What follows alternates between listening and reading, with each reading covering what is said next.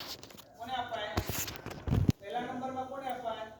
ઘણા લોકો કહે છે લોક કલ્યાણના કાર્ય કરો અને એ સ્થાનની અંદર તમે બધે ક્યાંક જીવદયા કરો, ક્યાંક અનુકંપા કરો, બધું જ કરો એની ના નથી. જૈન શાસનમાં બધું જ આપવાની.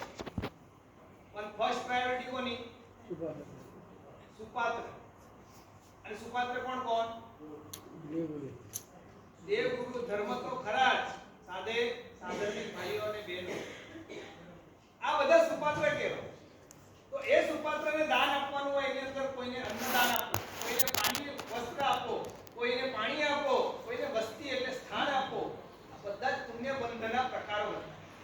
કે આ બધાથી પુણ્ય બંધાય, પણ આ બધા કરતા પણ વધારે પુણ્ય શેનાથી બંધાય? તો કે જ્ઞાન દાન. બાકીના બધા જ દાનો કરતા પણ ચડી જાય કયું જ્ઞાન? જ્ઞાનનું દાન ચડી જાય. અને એ આપવાનું કાર્ય કોણ કરે છે? જ્ઞાનનું દાન. કારણ તમને ખબર છે કે જ્ઞાનનું દાન આપવાથી ફાયદો શું થાય? તીર્થંકર પરમાત્મા પોતે શાસનની સ્થાપના કરે અને શાસનની સ્થાપના કર્યા પછી પોતે દેશના અને દેશના આપે અને દેશના આપ્યા પછી એ દેશનાને સંકલિત કરવાનું કાર્ય કોણ કરે? ભગવંતો. એના પરમાત્માની દેશનાના સૂત્ર બને. અને સૂત્ર એટલે શું કહેવાય? બીજ. તમે ખેતી કરવા જાઓ, ખેડૂત શું કરે? બીજ વાવે. જેવું બીજ નાખે ને અંદરથી પાછું છોડ નીકળે. અને એક છોડમાંથી એક બીજમાંથી એક છોડ નીકળે. છોડ પર કેટલા બીજ હોય પાછા? એટલે ગણધર પરમાત્મા તો પોતે પોતાનો સમય પૂર્ણ થાય, પરમાત્મા જતા રહે, પણ પરમાત્માનું જ્ઞાન એ ટકી રહે કોના જોડે? ગણધર ભગવંતોએ રચેલા સૂત્રોના. અને એ સૂત્રોને ભણવાનું અને પોતે પાછા આપણા આવનારા જે શિષ્યો છે એમના મગજ રૂપી ખેતરની અંદર એને વાવવાનું અને એમાંથી જ્ઞાનનો પાક લણવાનું કાર્ય કોણ કરે? ઉપાધ્યાય. જ્ઞાનના દાન જેવું બીજું કોઈ દાન નથી. અને માટે જ્ઞાનદાન માટે આપણે ત્યાં કહેવામાં આવ્યું છે કે જેટલા અક્ષર શ્રુતના ભણાવે તેટલા વર્ષ હજારજી સ્વર્ગના સુખ અનંતા વિલસે પામે ભવજલ પાર. તમે જેટલા અક્ષર શ્રુતના ભણાવો ને એટલા હજાર વર્ષ સ્વર્ગના સુખ તમને મળે. નમો યંતાણમનો ખાલી એક અક્ષર ભણાવો, 1000 વર્ષના સ્વર્ગના સુખ તમારા માટે નથી. આપણે આપણા બાળકોને ભણાવવા માટેનો પ્રયત્ન કેટલો કરવો? બહારનું સાંસારિક વ્યવહારિક શિક્ષણ અપાવવા માટે તમે લાખો અને કરોડો રૂપિયા તમારા સંતાનોની પાછળ ખર્ચી દો. અને પાઠશાળાઓ આપણા સંઘની બધી મરવા પડેલી અને મરવા પડેલી પાઠશાળાની અંદર બાળકોને જ્યારે આકર્ષણ કરવાનું હોય, બાળકોને સારું ગિફ્ટ આપવાનું હોય અને એમાં સંઘની અંદર ટીપ થતી હોય, એમાં કેટલા રૂપિયા લખાવતા?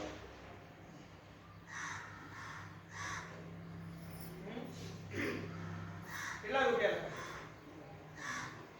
500 રૂપિયા લખો ભાઈ. અને બાળક એક બાળક ટ્યુશનમાં જતો હોય, ટ્યુશનનો ખર્ચો કેટલો થાય? 15,000 20,000 25,000 રૂપિયા ટ્યુશન માટે. આ તો નોર્મલ કહું છું, સ્કૂલનું કહું છું. આગળનું જેમ જેમ હાયર વધતું જાય ને તેમ અત્યારે એક ભાઈ અહમદનગરમાં અમે 2-3 વર્ષ પહેલા ચોમાસું કર્યું. અહમદનગરના એક ભાઈ પોતાના છોકરાને મેડિકલ ભણાવવા માટે, એમબીબીએસ કરાવવા માટે વડોદરાની એક કોલેજમાં એડમિશન કેટલા આપે? 10 લાખ. આટલા રૂપિયા આપ્યા. ગવર્નમેન્ટ કોલેજમાં એડમિશન લેવા માટે. કારણ કે પ્રાઇવેટમાં લીધા પછી તમને ડિગ્રી તો મળે પણ એની વેલ્યુ કેવી હોય? પ્રાઇવેટ જેવી. ગવર્નમેન્ટ કોલેજમાં જો તમે એજ્યુકેશન લીધું હોય તમારે એ ડિગ્રીનું એટલું મહત્વ વધે અને માટે ગવર્નમેન્ટ કોલેજમાં લેવા માટે આટલા રૂપિયા આપે.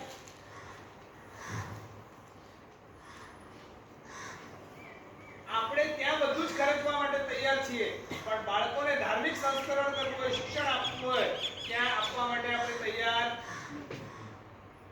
કારણ કે આપણને આ જ્ઞાનની કિંમત આપણે માનીએ છીએ. આ બધું શું આજ ભણેલું, સંસારમાં ભણેલું એને કામ લાગશે ભવિષ્યમાં, પણ એ 5-50 વર્ષની જિંદગીનું ભણેલું 5-50 વર્ષ પછી પૂર્ણ થઈ જવાનું છે. અને કહેવાય છે, હું પણ ભણ્યો છું, જે સંસારિક શિક્ષણ તમે લીધેલું હોય ને એ પ્રેક્ટિકલ જીવનમાં તમને ક્યાંય કામ આવતું. એન્જિનિયરિંગ ભણેલો છોકરો હોય ને, જે ચોપડીમાં ભણ્યું હોય ને, પ્રેક્ટિકલ જ્યારે લાઈફમાં જાય ત્યારે કશું હોય. પ્રેક્ટિકલ લાઈફ આખી અલગ જ હોય. અને સાચું શુદ્ધ જ્ઞાન, સમ્યક શુદ્ધ જ્ઞાન ન મળ્યું હોય ને, પછી એ બાળકને જિંદગીમાં કઈ રીતે રહેવું એ આવડે નહીં. પણ અમારા ઉપાધ્યાયજી ભગવાન પોતાના શિષ્યોનું, પોતાના ગ્રુપની અંદર રહેલા સાધુ ભગવંતોનું એવું ઘડતર કરે, ગમે તેવી પરિસ્થિતિ આવે, સાધુ ભગવાન ક્યાંય પણ મૂંઝાય નહીં. ગમે તેવી પરિસ્થિતિની અંદર આવનાર સાધુ ભગવાન એ પરિસ્થિતિ સામે કઈ રીતે ટકી રહેવું, એ પરિસ્થિતિમાંથી કઈ રીતે માર્ગ કાઢવો, એ સાધુ ભગવાનને આવડે. કેમ? કારણ કે યોગ્ય ગુરુ પાસે યોગ્ય ઘડતર પામ્યા. આપણે આપણા બાળકોનું ઘડતર કરવાનો પ્રયત્ન શું કરીએ? શું ઘડતર કરો છો તમારા બાળકો? તમે ઉલટા તમારા બાળકોને ટોર્ચરિંગ કરો છો. બેટા 10 ની અંદર મને 90-95% આવવા જોઈએ, અને 95 ની જગ્યાએ બિચારો 90 લાવે ને, તમે એને એટલું બધું હેરેસ કરો કે છોકરો અગાસીમાં જઈને નીચે કૂદકો મારી દે. આવી ઢગલાબંધ ઘટનાઓ બનતી હોય. તમે છાપું ખોલીને જોશો ને, આવી ઘટનાઓ તમારા જીવનમાં કેટલી જોવા મળશે. હમણાં થોડા દિવસ પહેલા મને સાંભળવા મળ્યું, અમે બિહારમાં હતા, મુંબઈની ઘાટકોપરની એક છોકરી, આપણે અહીંયા મહારાષ્ટ્રના અહીંયા ઘોટીની અંદર જઈએ ને, હરિશ્ચંદ્રગઢ નામના એક પહાડ આવે, અને હરિશ્ચંદ્રગઢના ઉપર આખા પહાડની ટોચમાં મહારાષ્ટ્રમાં સૌથી ઊંચું શિખર કહેવાય. ત્યાં જઈને ઘાટકોપરની એક ગુજરાતી છોકરી ફરવા માટે ગઈ એકલી, અને ગયા પછી આખો પહાડ ફર્યો. ફર્યા પછી પર્વતનું જે શિખર હોય, ટોચ હોય, ત્યાં જઈને ગાઈડ હતો, ગાઈડ સાથે લઈ ગયો, બધું બતાડતો, બધું રેલિંગ બધું લગાડેલું હોય. છોકરી પહેલાથી મનમાં નક્કી કરીને આવી હશે, શું હશે ખબર નથી ઘટના. સીધું ઓછામાં ઓછી 5000 ફૂટ થી નીચે કૂદકો મારે. કેમ આવી ઘટનાઓ? આવી ઘટનાઓ કેમ બને? આપણા બાળકો આવી નાની નાની પરિસ્થિતિઓની અંદર નાના નાના આઘાતોને કેમ સહન નથી કરી શકતા? તમે તમારા બાળકોનું યોગ્ય ઘડતર કર્યું નથી. એ બાળકોને દુઃખ શું છે, એને કઈ રીતે સહન કરવું, આવનાર પરિસ્થિતિ કેમ આવી, આવું બધું કશું શીખવાડ્યું. આપણા જેટલા પણ મહાપુરુષો થયા, બધાના ઇતિહાસ ભરેસરની આખી સચ્ચાઈ તમે જોઈ લો. જે કોઈ પણ મહાપુરુષો છે, એ બધા જ મહાપુરુષોના જીવનમાં એવી એવી ઘટનાઓ આવી છે. આપણે સામાન્ય કોઈ વ્યક્તિ ત્યાં ઊભા હોઈએ ને, તો આપણે ડગી જઈએ અને કદાચ મરી જઈએ, સુસાઇડ કરી લઈએ. પણ એક પણ મહાપુરુષે ક્યાંય પણ સુસાઇડ કર્યું કેમ? કારણ કે એ લોકો સહન કરી જાણતા હતા, કારણ કે એવું ઘડતર પામેલા.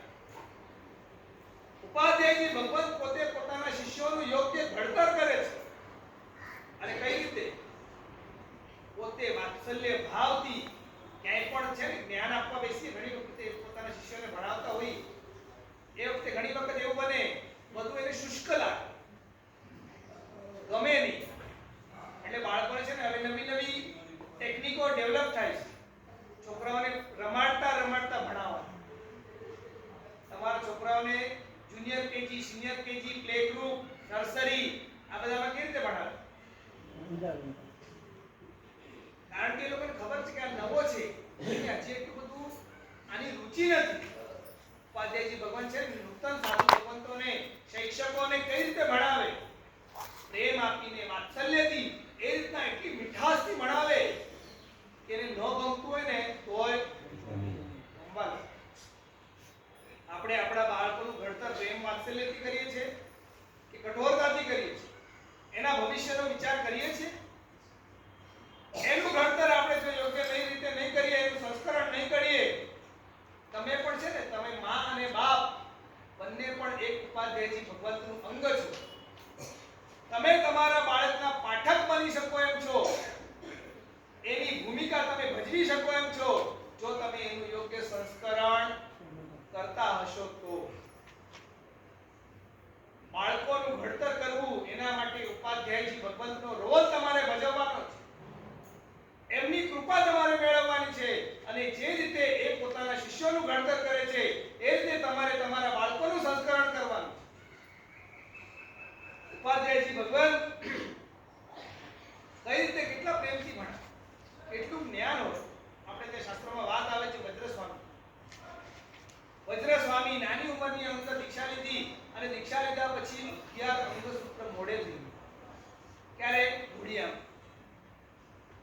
ઉંમરમાં દીક્ષા લીધી. 3 વર્ષની ઉંમરે સાધ્વીજી ભગવાનના મોઢેથી સાંભળીને મોઢે થઈ. પછી દીક્ષા લીધી. દીક્ષા લીધા પછી 11 વર્ષની ઉંમર હતી.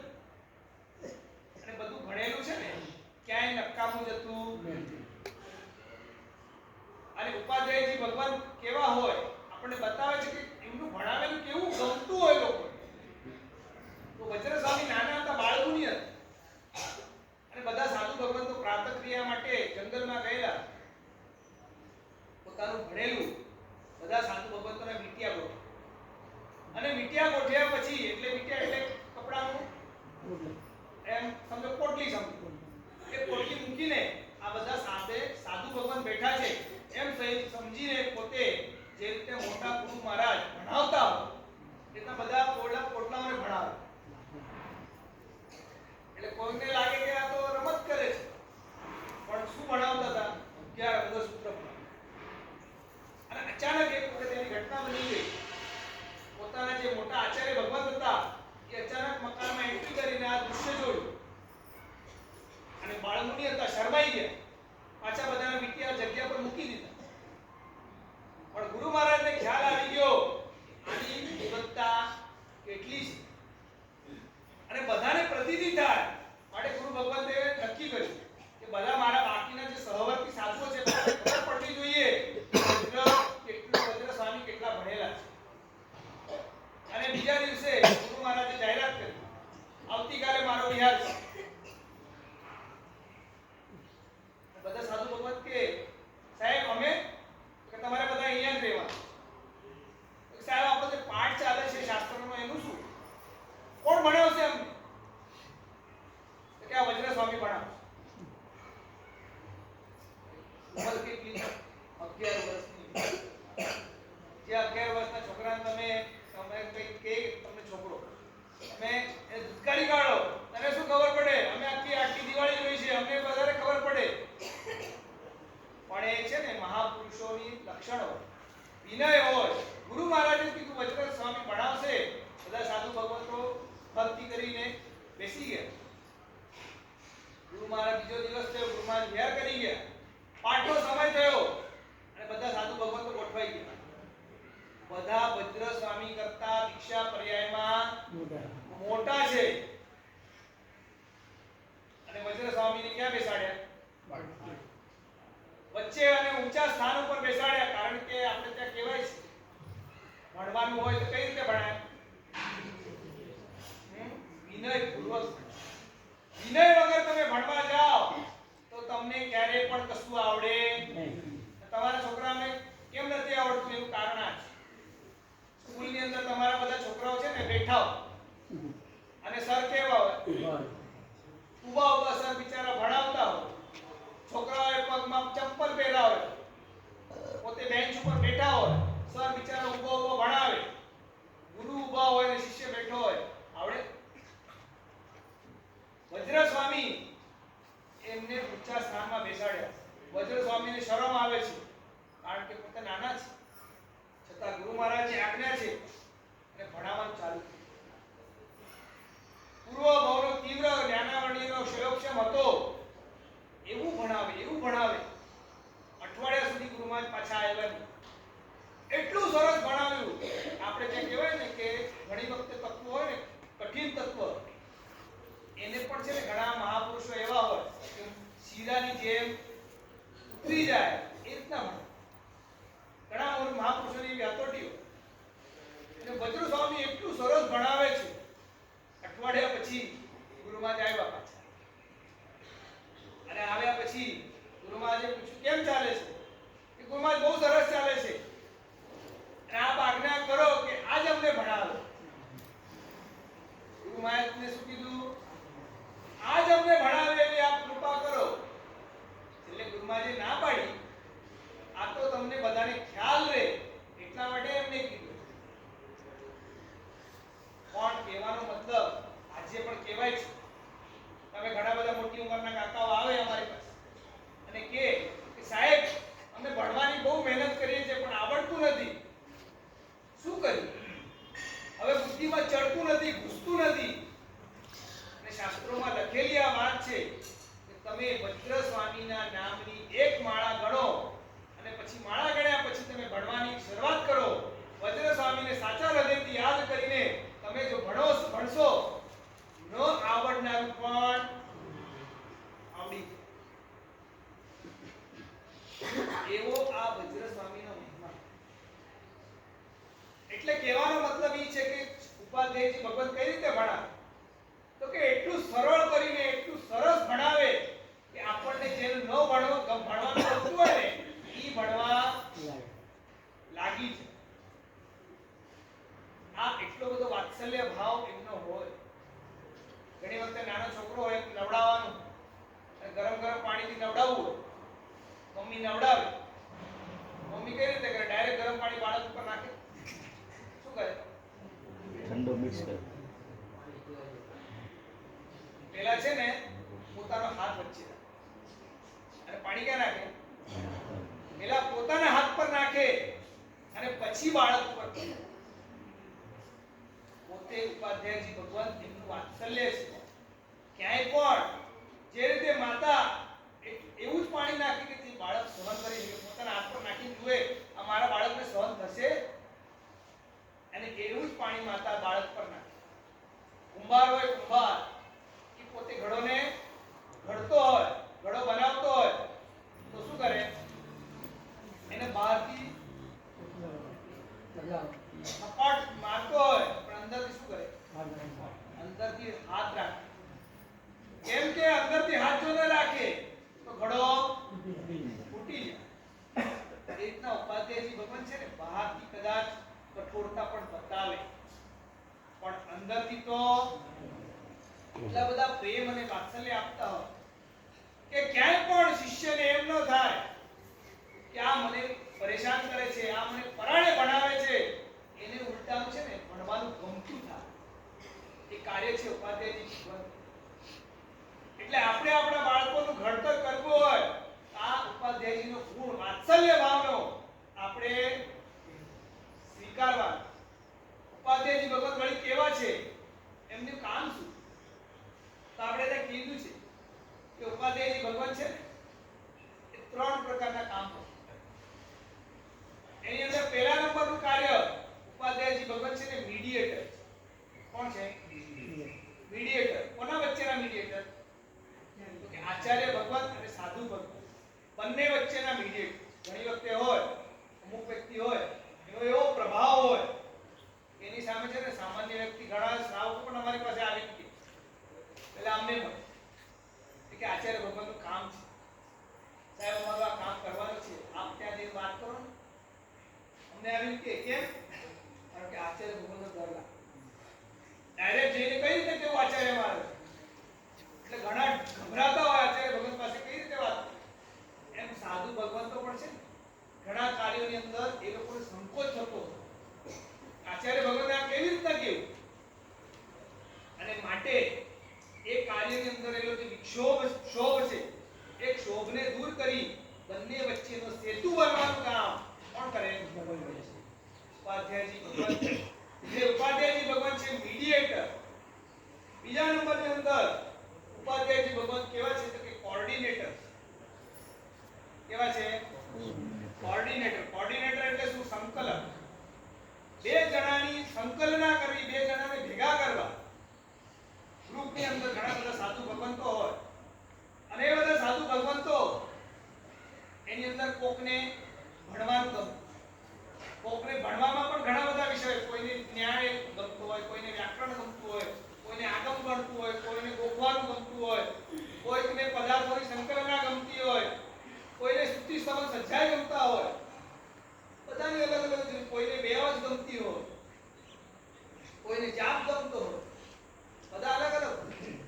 હવે જાપ વાળો ને સ્વાધ્યાય વાળો બે જણા હારે લઈ જાય તો શું થાય? ડિસ્ટર્બ ના થાય પણ એકનો ચેપ બીજાને લાગે. એકની રુચિ ઓલો સ્વાધ્યાય વાળો વિચાર કરે યાર જાપ કરવા જેવો છે, સ્વાધ્યાય કરવા જેવો. કન્ફ્યુઝ થઈ. અને માટે ઉપાધ્યાયજી ભગવાન શું કરે? કોઓર્ડિનેટર બને. જે ભણવાની સમાન રુચિ વાળા, જે યોગના જે વ્યક્તિ સમાન યોગની રુચિ વાળા હોય એ બધાને શું કરે? સંકલન કરી ગ્રુપ બનાવ્યા. ચલો તમારે બધાએ ન્યાયનો પાઠ કરવાનો. એને ખબર હોય કે ન્યાય ભણવા માટે કેવી બુદ્ધિ જોઈએ.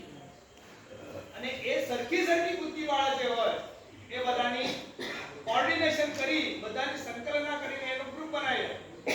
બે અવાજ વાળા હોય એ બધાને ભેગા કરે. તમારે બધાને બે અવાજ ગમે છે ને બહુ? આ બધા સાધુ જે વધારે ભણવા વાળા છે બધા છે એ બધાની બધી જવાબદારી સેવા કરવાની તમને ફાવશે? પરાણ નહીં. એમ ન કે કરવું પડશે. શું કરશે? કે છે ફાવશે તમને આવું કરવાનું? અમારે ત્યાં છે ને ક્યાંય ઓર્ડર નો. અમારે કોઈ પણ મોટા પણ હોય ને અમારા દીક્ષામાં તો એમને અમારી પાસે કઈ વસ્તુ જોઈતી હોય કે કઈ કામ કરાવવું હોય તો શું પૂછે? ફાવશે? અને આપણે સંસારમાં શું કરેવાય? એ આટલું કામ કરી લેજે ઓર્ડર. અને માટે જ એને ન ગમતું હોય તમે પરાણે કરાવો પછી શું થાય? ઝઘડો થાય.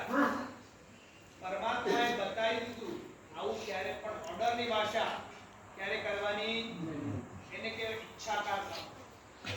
ઘણી બધી વસ્તુઓ છે. એક એક વસ્તુ બોલીએ તો દરેકને સમય બહુ જશે. અને ઘડિયાળ તમારી ભાગતી 8 સુધી પહોંચી. વાત આપણે કરવી છે ઉપાધ્યાયજી ભગવાન. ઉપાધ્યાય એટલે કોણ?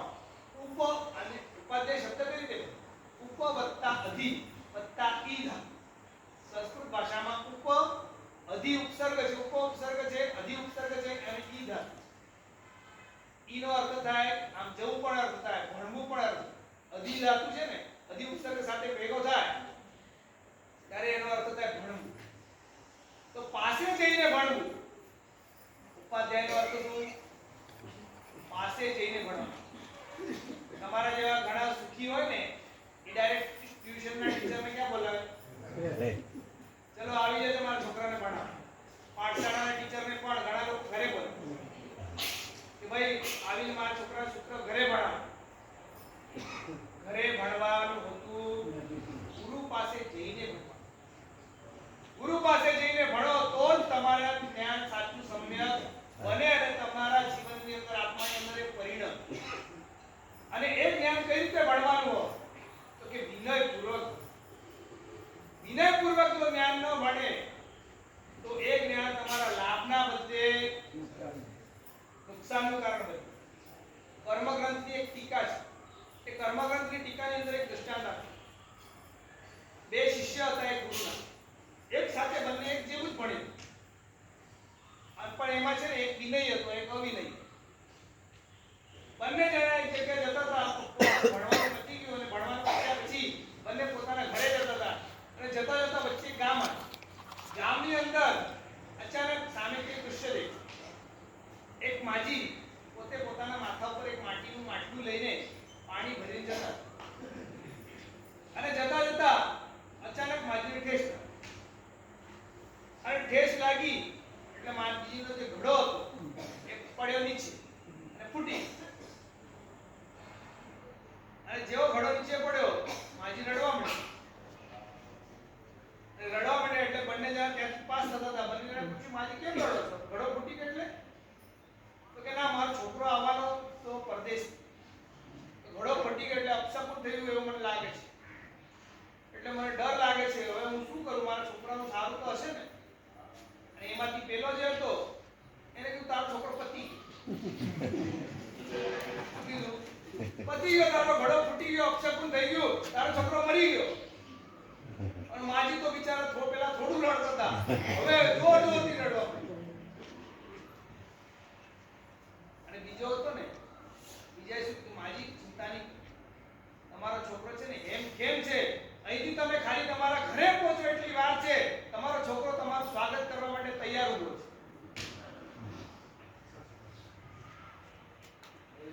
જે જણા અલગ અલગ બોલ્યા એટલે માજી તો કન્ફ્યુઝ થઈ ગયા. ઘોડો તો ફૂટી ગયો, છોકરાનું શું થશે ખબર નથી. હવે આગળના સમાચાર તો મળવા નથી કે જલ્દી ઘરે પહોંચ્યું. સીધી માજી દોટ કાઢી અને ઘરે જઈને જોયું છોકરો ખરેખર દરવાજાની અંદર ઊભો. માજી તો એકદમ ખુશ થઈ ગયા કે ખરેખર પેલો જે કેનારો હતો ને જો ભણીને આવેલો. બંને પેલા જમાનામાં ગુરુકુળમાં ભણીને આવતા ને એટલે એ લોકો ડ્રેસ પણ એવા. અને માજી પાછા દોડે અને દોડ્યા અને પોતાના ઘરમાંથી સરસ મજાની કંઈક સામગ્રી લઈને આવ્યા અને એને ભેટ આપી. ભેટ આપ્યા પછી એને કીધું તે જે કીધું સાચું જ પડ્યું, મારો છોકરો મળી. કે તે કેવી રીતે જાણ્યું? કે ઘડો ફૂટ્યો ને અને માટીમાં તમારો છોકરો કોની માટી છે? તમારી માટી છે. જો માટીમાં માટી ભળી ગઈ એટલે તમારો છોકરો તમને મળી જશે, આવું મેં અનુમાન. બંને શિષ્ય હતા ને, બંને જણાને ઓલો જે બીજો હતો એ સીધો પાછો ગયો ગુરુકુળ અને ગુરુમાન સાથે ઝઘડો કર્યો. એના જે ગુરુ હતો, તમે આને બરોબર ભણાવ્યું, મને બરોબર ભણાવ્યું.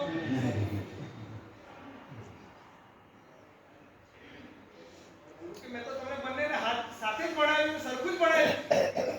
કે આનું અનુમાન સાચું પડ્યું, મારું કેમ ખોટું પડ્યું? ગુરુમાને કીધું ભણ્યું તું બરોબર, બંનેને સરખું જ ભણાવ્યું અને એને અનુમાન સાચું પડ્યું. એનું કારણ છે કે ભણતી વખતે એને ગુરુ પ્રત્યેનો જે બહુમાન ભાવ હતો, ગુરુ પ્રત્યેનો જે વિનય ભાવ હતો, એના કારણે એને જ્ઞાન પરિણમ્યું છે. કોઈ વ્યક્તિ હોય એકદમ નબળો દુબળો હોય, એને તમારે કોઈ પથ્ય કરાવવું હોય, એને શીરો ખવડાવવાનું કીધું હોય, પણ એને ઝાડા થયા હોય, ઝાડાવાળાને તમે શીરો ખવડાવો તો શું થાય? ખવડાવવા એને ભલે અશક્ત હોય, અશક્તને શીરો કોને ખવડાવવાનો હોય? એની તમને બુદ્ધિ હોવી જોઈએ. એટલે જ્ઞાન છે ને, જ્ઞાન સરખું જ હોય. શીરાનું કામ શક્તિ આપવાનું ખરું, પણ એને યોગ્ય એની ચરી પાડવાની હોય. એને યોગ્ય પથ્ય પાલન સાથે જો શીરો ખવડાવે તો તાકાતનું કારણ બને. એમ જ્ઞાન એ તમારે સાચા વિનય સાથેનું હોય તો તમને પરિણામ. વિનય વગરનું પરિણામે ઉપાધ્યાયજી ભગવાન આવા ઘણા બધા છે. હજી ઘણું બધું 1 કલાક બીજો બોલવું એટલું, પણ આપણે એવા થોડા ઘણા ઉપાધ્યાયજી ભગવાનને યાદ કર. કેવા કેવા મહાપુરુષો થઈ ગયા. એક ઉપાધ્યાયજી ભગવાન થયા જેમનું નામ છે સકલચંદ્રજી ઉપાધ્યાય. એ સકલચંદ્રજી ઉપાધ્યાય કેવી શક્તિ, કેવું જ્ઞાન એ લોકોને પરિણમ્યું હોય. એક વખત એવી ઘટના બની ગઈ. એમને નિયમ હતો, સકલચંદ્રજી ઉપાધ્યાયનો નિયમ હતો કે પોતે કૌશક કરતા હોય અને કૌશકની અંદર માત્ર ધ્યાન, તમારે જેમ લોકસ નો પણ માત્ર ધ્યાન કરતા હોય, પોતાના નાસાગ્ર ઉપર દૃષ્ટિ રાખી પોતે ધ્યાન કરતા. અને એવા એમને નિયમ હતો. પછી છે ને રોજ સવારે ઉઠે, પોતાની બારી હતી ઉપાસ રહે, ત્યાંથી સામે છે કુંભારનું ઘર અને કુંભારના ઘરની પાસે ત્યાં ગધેડો ઊભો હોય. એટલે ગધેડાને જુએ અને જ્યાં સુધી ગધેડો ભૂકે નહીં ત્યાં સુધી મારે કૌશક. આપણો કૌશક કેટલો હોય? 1 લોકસ, 2 લોકસ, 5 લોકસ, 50 લોકસ. જ્યાં સુધી ગધેડો ભૂકે નહીં ત્યાં સુધી મારે કૌશક. અને એક દિવસ એની ઘટના બની, સકલચંદ્રજી કૌશકમાં ઊભા રહી ગયા. હવે એ દિવસે અચાનક એવી ઘટના બની ગઈ કે ગધેડાને લઈને ઊભા છે ને બહાર ગામ જતો. હવે કેટલા ટાઈમનો કૌશક કરતા આપણે હવે શું કરીએ?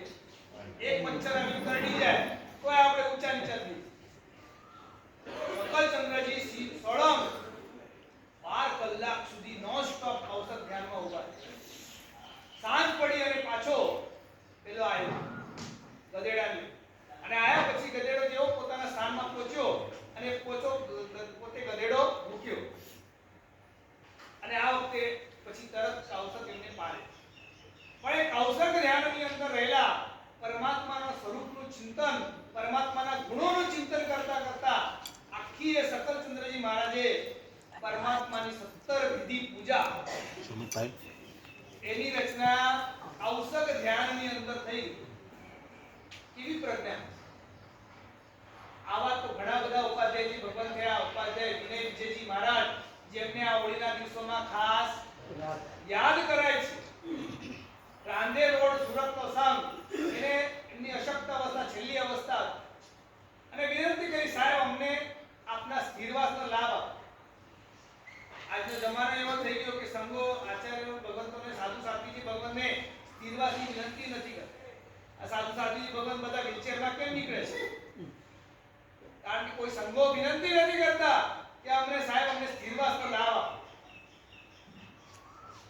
અને રાંદેર રોડ સંઘે વિનંતી કરી વિનય વિજયજી મહારાજ રોકાયા અને સાહેબને પછી સંઘે વિનંતી કરી સાહેબ દર વર્ષે હોળી આવે છે હોળીની અંદર શ્રીપાલ રાજાનું ચરિત્ર આપ એક સરસ મજાની ગુજરાતી પદ્ય રચના કરી આપો જેને દર વર્ષે ગવાય અને સંઘની વિનંતી સાંભળી છેલ્લી અવસ્થા જે બહુ મોટા કવિ હતા વિનય વિજયજી મહારાજ બહુ વિદ્વાન એમને શાંત સુધારક જેવા સંસ્કૃત ગેય કાવ્યનું પણ રચના કરી એ વિનય વિજયજી મહારાજ એમને પોતે રચનાની શરૂઆત કરી 750 ગાથા અને 750 ગાથા રચતા રચતા છેલ્લે હવે ખ્યાલ આવી ગયો મારું આયુષ્ય પૂર્ણ થવાની તૈયારીમાં છે હવે મારાથી આગળ કામ થવાનું અને સંઘને તરત બોલાયો પોતાની છેલ્લી અવસ્થામાં પોતાનો વિચાર નથી આ રચના અધૂરી રહી જશે અને કીધું આ રચના અધૂરી રચના લઈને તમે મહોપાધ્યાય યશો વિજયજી મહારાજ છે એમની પાસે તમે જજો અને એમને કહેજો વિનય વિજયજી મહારાજે કીધું છે આગળનું અધૂરું રહેલું તમારે અને તમે શરૂઆતની અંદર શ્રીપાલ રાજાનો રાસ કાઢો ને શરૂઆતની 750 ગાથા સુધી તમે જોશો એકદમ સરળ એકદમ રસાળ અને પછી 750 ગાથા પછી જોજો તમને એકદમ હાઈ લેવલની લેંગ્વેજ તમને જોવા મળશે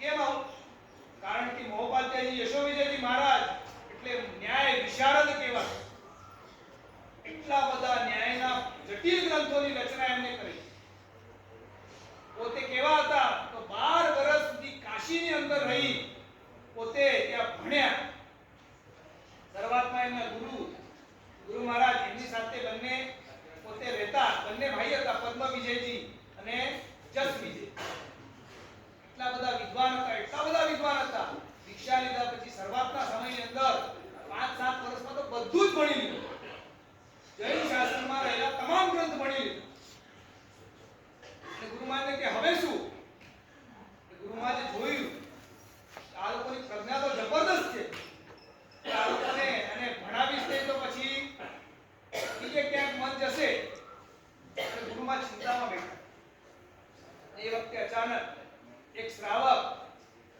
જેનું નામ હતું ધનજી સુરા અને ધનજી સુરા તમારે ક્યારેક ગુરુમાન પાસે જાઓ ક્યારેક ગુરુમાનને પૂછ્યું ખરું સાહેબ કઈ કામકાજ છે કંઈક હોય તો કહેજો અને ધનજી સુરાએ ગુરુમાનને પૂછ્યું સાહેબ શેની ચિંતા છે કે મારા બંને શિષ્યો એટલા બધા વિદ્વાન છે પણ એ લોકોને કાશી ભણાવવાની મારી ઈચ્છા છે અને બ્રાહ્મણ પંડિતો પાસે ત્યાં ભણાવવા મોકલ્યું પણ બ્રાહ્મણ પંડિતો પૈસા લીધા વગર ભણાવતા અને આટલા બધા પૈસા મારે ક્યાંથી લાવ આજે જેમ કે ત્યાં પૈસા એકદમ છૂટથી પૈસા નહોતા મળતા આજે સાધુ સાધ્વીને ભણાવવા માટે એક બહુ મોટી પ્રશ્ન જ છે અને ધનજી સુરાએ કીધું સાહેબ આ સાધુઓને ભણાવવાનો જે કંઈ પણ ખર્ચ થાય બધો લાભ મને આપો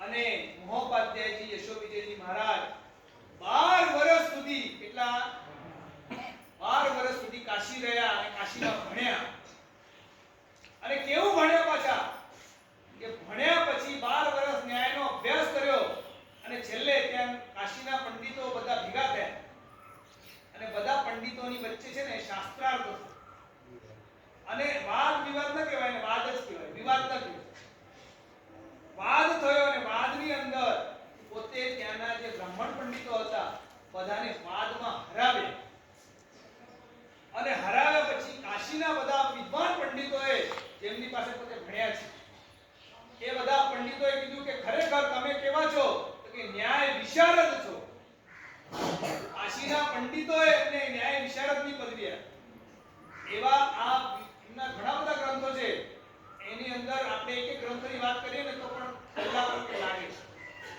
એવા આ યશો વિજયજી મહારાજ એમને બાકી રહેલો શ્રીપાલ રાજાનો રાસ પૂર્ણ કર્યો ઘણા બધા સંસ્કૃત ભાષાની અંદર ગ્રંથોની એમને રચના કરી એવા આ ઉપાધ્યાયજી ભગવાન પોતે વિનય ગુણને ધારણ કરનારા હોય છે વળી કેવા તો કે વિનય માત્ર નહીં પણ વિનયન કરનારા વિનયન એટલે શું તો કે આરોપણ કરવું પોતે જે ગુણોને ધારણ કર્યા છે ને એને બીજાની અંદર શિષ્યની અંદર આરોપણ કરે છે વિનય પણ કરે છે ને વિનયન પણ કરે છે અને ત્રીજા નંબરની અંદર પોતે વિયોજન પણ કરે શિષ્ય કોઈ ખોટા માર્ગ ઉપર જતો હોય તો એનું વિયોજન એટલે એને રોકીને પાછો મૂળ સ્થાનની અંદર લાવવાનું કાર્ય પણ આ ઉપાધ્યાયજી ભગવાન કરે છે. આજની આરાધનાનો દિવસ ઉપાધ્યાયજી ભગવાનનો વર્ણ કયો? લીલો વર્ણ. કેમ? કે ઉપાધ્યાયજી ભગવાન કેવા છે? તો કે માળી છે. કેવા છે? અને સાધુ ભગવંતોના સંયમ જીવન રૂપી જે લીલો બાગ છે, કેવો બાગ? લીલો. કેવા કલરનો બાગ? Green colour. એ લીલા બાગને લીલો રાખવાનું, સંયમ જીવનથી ભરપૂર રાખવાનું કામ પણ કરે ઉપાધ્યાયજી ભગવાન કરે છે. અને એ ઉપાધ્યાયજી ભગવાન એમની 25 ગુણો દ્વારા આરાધના કરવાની હોય છે. એવા ઉપાધ્યાયજી ભગવાન, હજી તો ઘણું બધું કહેવા બેસતું તો સમય ઓછો પડશે, પણ આવા ઉપાધ્યાયજી ભગવાન બળી બપોરના વ્યાખ્યાનમાં પણ આચાર્ય ભગવાન તમને જણાવશે. આવા ઉપાધ્યાયજી ભગવાનની આરાધના કરવા દ્વારા આપણે પણ એ એમના જીવનની અંદર રહેલા વિનય ગુણને, વિનયન ગુણને અને વિયોજન ગુણને, એમના જીવનમાં રહેલા કોઓર્ડિનેટર, મીડિયેટર અને ઓર્બિટેટર, બીજો ગુણ કહેવાનો રહી ગયો હતો. એ ઓર્બિટેટર એટલે શું? તો પોતે ઓર્બિટેટર બને એટલે સુલહ કરતા. એક પણ કહી દીધું તું ને, એનો ભાવાર્થ કહી દીધું. સુલહ કરતા એટલે બંને વચ્ચે કંઈ પણ વિખવાદ થાય તો એને સુલહ કરવાનું કામ એ પણ ઉપાધ્યાયજી ભગવાન કરે છે. આવા ઉપાધ્યાયજી ભગવાનની આરાધના કરવા દ્વારા આપણે એમના જીવનની અંદર રહેલું જે ભણવાનો ગુણ છે, એ ભણવાના ગુણને આપણા જીવનમાં લાવી આપણે પણ આપણા આત્માનું કલ્યાણ કરીએ અને એના દ્વારા પરમ પદને પામીએ એવી શુભભાવના પરમાત્માની વાણીનું પેપર કેવી રીતે મંત્રમ સંસાર સારમ જગદનુપમમ ધર્મ પાપારી મંત્રમ સંસાર ઉચ્છેદ મંત્રમ વિષમ વિષહરમ નિર્મૂલ મંત્રમ મંત્રમ સિદ્ધિ પ્રદાનમ